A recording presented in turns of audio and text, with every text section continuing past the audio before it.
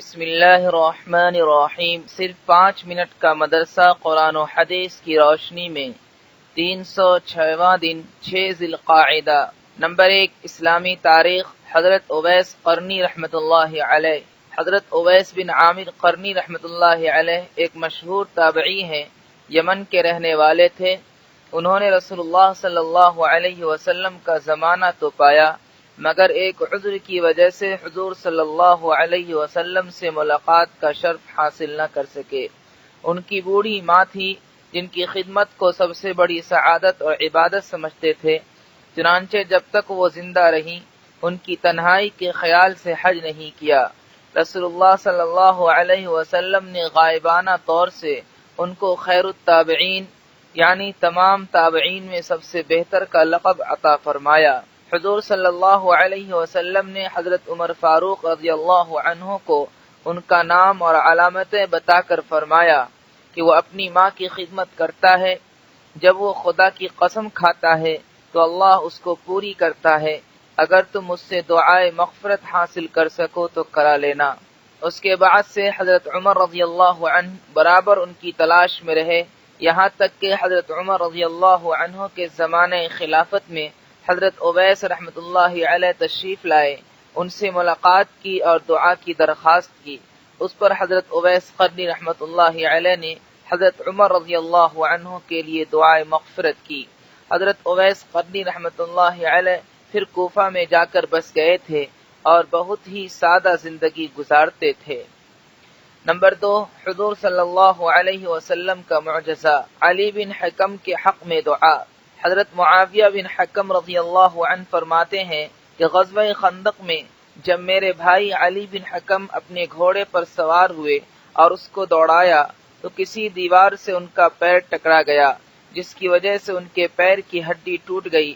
ہم لوگ ان کو آپ صلی اللہ علیہ وسلم کی خدمت میں لے آئے۔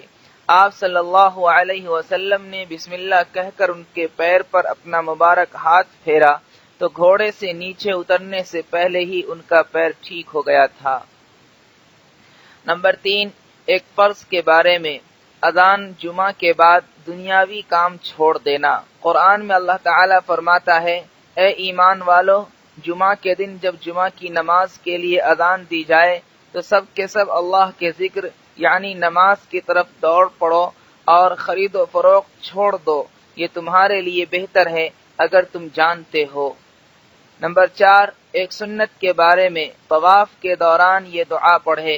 رسول اللہ صلی اللہ علیہ وسلم نے فرمایا، جو شخص بیت اللہ کا طواف کرے اور کوئی گفتگو نہ کرے اور یہ پڑھتا رہے، سبحان اللہ والحمد للہ ولا الہ الا اللہ واللہ اکبر ولا حول ولا قوة الا باللہ، تو اس کے 10 گناہ معاف ہوتے ہیں، 10 نیکیاں لکھی جاتی ہیں اور 10 درجے بلند ہوتے ہیں۔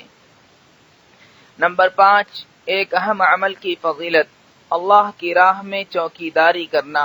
رسول اللہ صلی اللہ علیہ وسلم نے فرمایا، جس نے ایک دن و رات اللہ کے راستے میں چوکیداری کی تو اسے 1 مہینہ کے روزے اور تہجد پڑھنے کا ثواب ملے گا۔ اگر اس چوکیداری میں اس کی موت ہو گئی تو یہ اجر اس کا ہمیشہ جاری رہے گا اور اسے رزق ملے گا اور آخرت کی تمام آفتوں سے محفوظ رہے گا۔ نمبر 6، ایک گناہ کے بارے میں۔ برے اعمال کی نحوست۔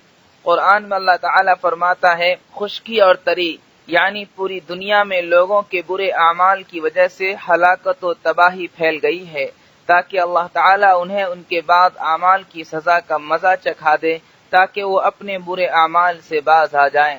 نمبر 7، دنیا کے بارے میں۔ دنیا سے بہتر آخرت کا گھر ہے۔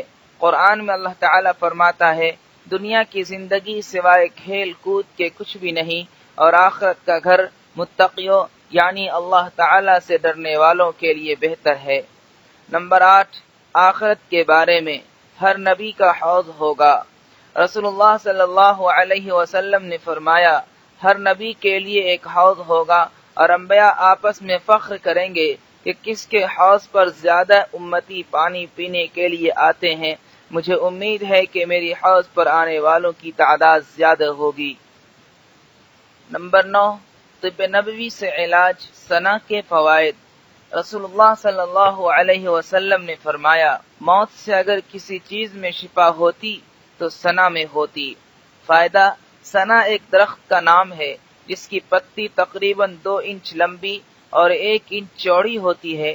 اس میں چھوٹے چھوٹے پیلے رنگ کے پھول ہوتے ہیں۔ اس کی پتی قبض کے مریض کے لیے مفید ہے۔ نمبر 10، نبی صلی اللہ علیہ وسلم کی نصیحت۔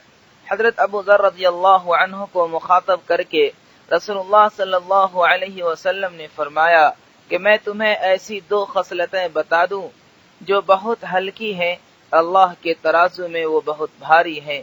پھر رسول اللہ صلی اللہ علیہ وسلم نے فرمایا، زیادہ خاموش رہنے کی عادت اور حسن اخلاق۔